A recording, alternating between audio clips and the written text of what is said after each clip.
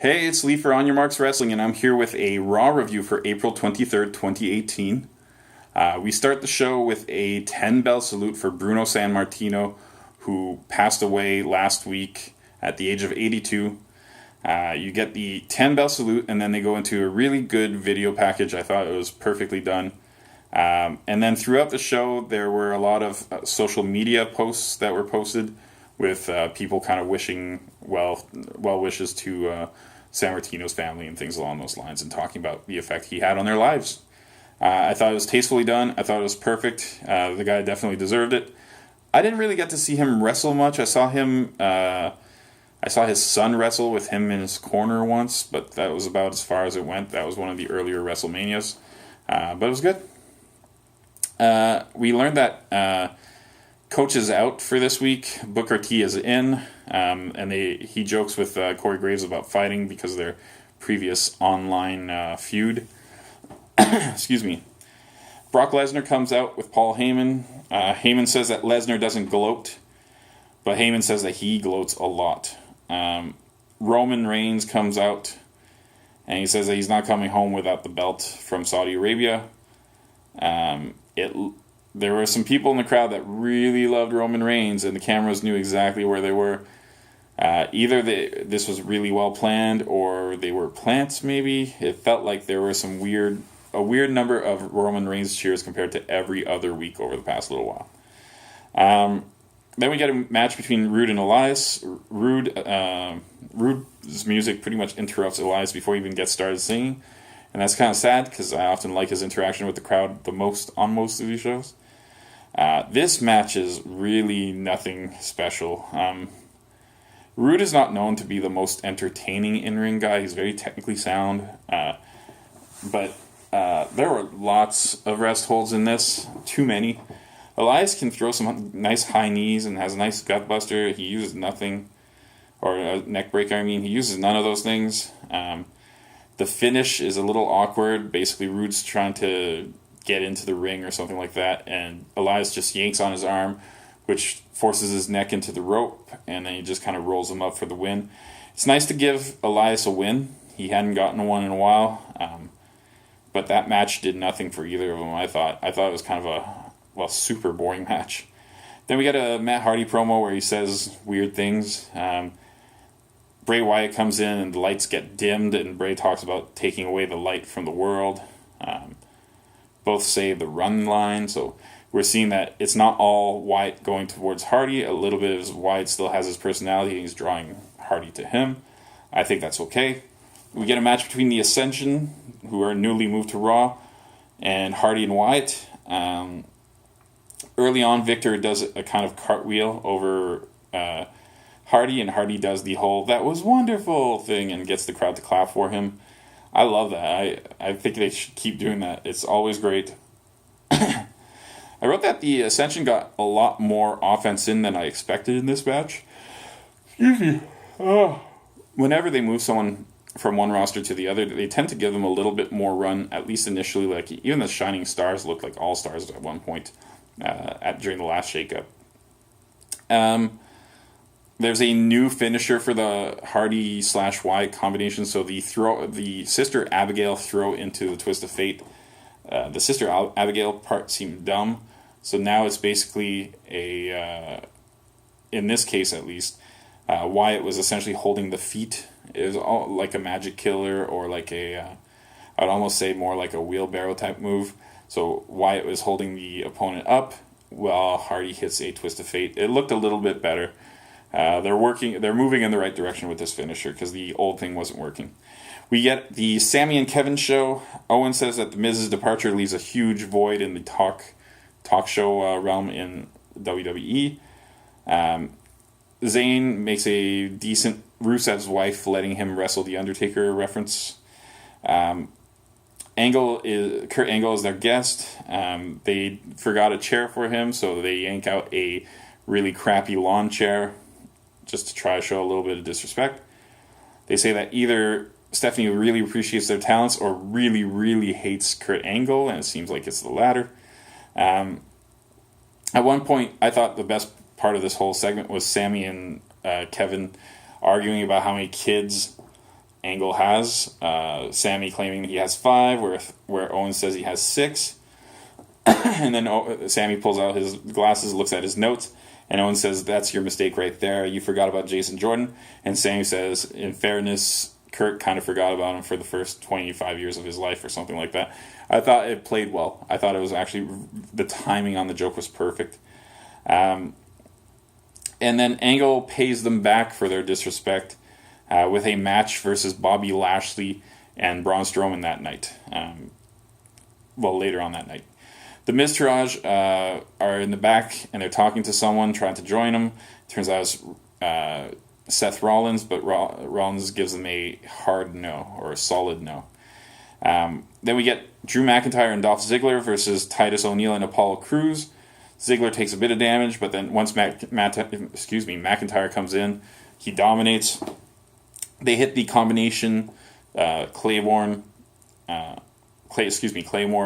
into a zigzag. It works. They win. They get interviewed by Charlie Caruso at the end of the match. Ziggler says, "For my whole career, I had no one who had my back, but now I do have someone." And I thought that Drew McIntyre really shined here. He basically says that he's a wake-up call to everyone in the back who's been complacent. He's kind of a reality check for them. I just thought he came off as that person that you hate but you have to respect kind of deal. I just thought it worked. Let me flip over my notes. So we have Chad Gable in the back. He's talking to Kurt Angle. They're talking about tag team stuff, but Angle says, "No, I brought you in as a singles wrestler. I believe in you." Jinder Mahal comes in complaining about the U.S. title loss to Jeff Hardy last week.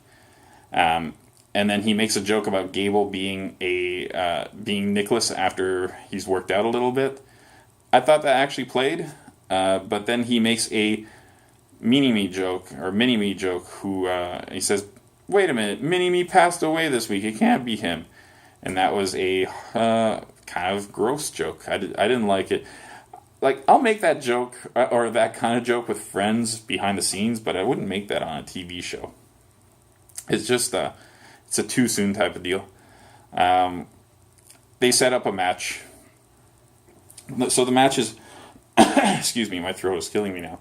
Mahal and versus Gable. Mahal attacks Gable early. Gable does a great sternum into the turnbuckle move, kind of like Bret Hart used to do.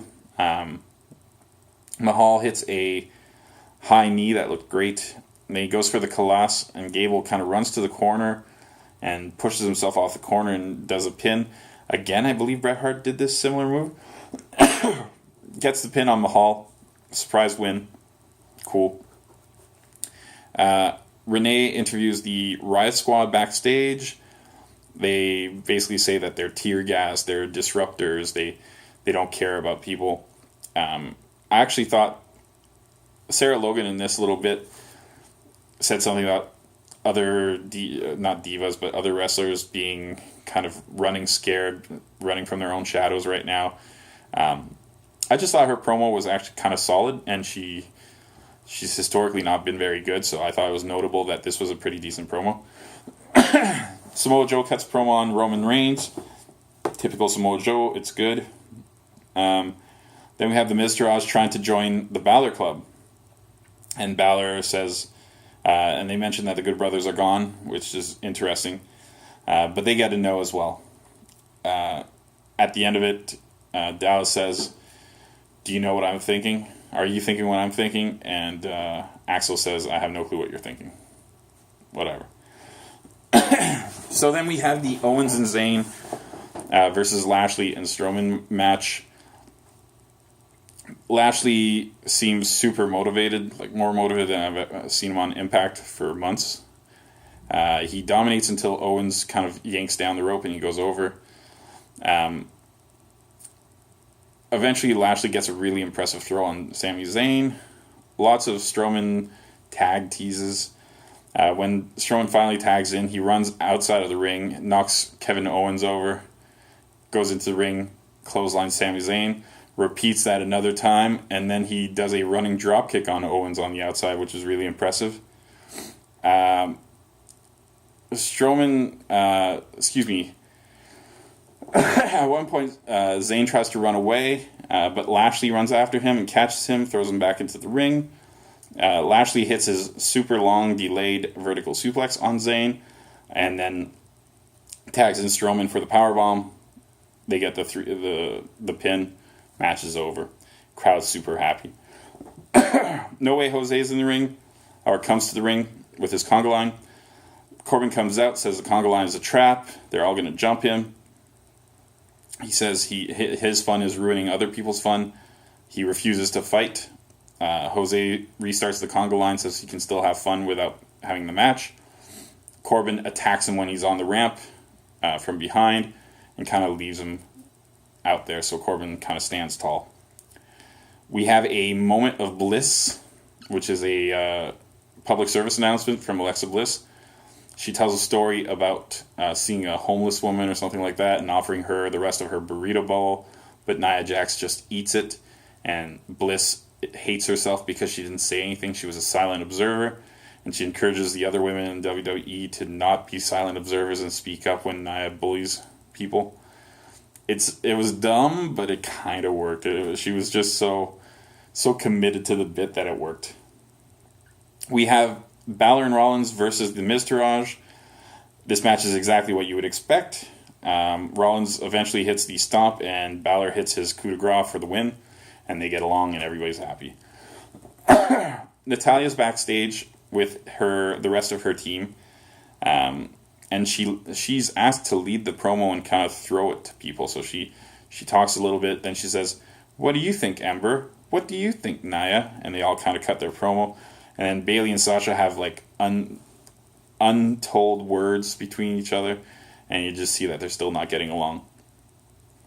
They've delayed that so much, they needed to act on that sooner. I'm losing interest. So we get the match. It's Bayley, Sasha, Nia, Ember, and Natalya versus Ruby, Sarah Logan, Liv Morgan, Mickie James, and Alexa Bliss. I wrote that I like Morgan's Matrix move. It doesn't look as contrived as the Stratus one. Stratus was a little slower. Morgan does it very quickly. I wrote Ember with a great suicide dive. So she goes on the bottom rope, kind of like Austin Aries does, and gets more velocity that way. Natty with a sharpshooter, but then she gets attacked low by Logan, and this becomes a storyline that Natty is injured by the chop block. Most of the women are fighting on the outside, and Nia just kind of dives into them. That was all right. Mickie James keeps attacking Natty. Eventually, Ronda Rousey comes out. Mickie James kicks Rousey down at one point. Rousey jumps in, tackles James, and essentially throws an armbar on her. That gets the good guys disqualified, but Rousey still looks cool hurting James's arm. And that's the end of the Raw. The in-ring stuff was a little rough this episode. And the out-of-the-ring stuff had that one joke that just didn't land. There were a couple funny jokes that actually landed. I don't know. This episode didn't really do it for me. I'm going to go 6 out of 10.